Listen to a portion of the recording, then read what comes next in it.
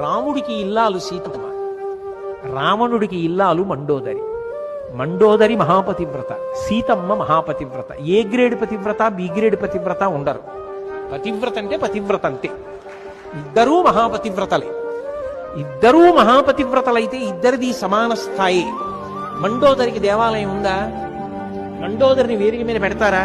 పెట్టాలంటే పక్కన రావణుండి పెట్టాలి, అందుకని పెట్టరు. మరి సీతమ్మని ఎందుకు పెట్టారు? భర్త రాముడు కనుక, రాముడు ధర్మాత్ముడు కనుక. సీతమ్మ జీవితం ఎందుకు తరించింది అంటే రాముడు భర్త అయ్యాడు కనుక. మండోదరి ఎంత పతివ్రత అయినా ఎందుకు ఈ సంతోషాన్ని పొందలేకపోయింది? ఈయన లాంటి వాడు రావణుడు పాడుకున్నాడు. అంటే ఇప్పుడు ఒక స్త్రీ ఎంత ఉత్తమురాలైనా ఆమె కీర్తికి కారణం ఎవరవుతున్నారు? పురుషుడు అవుతున్నాడా?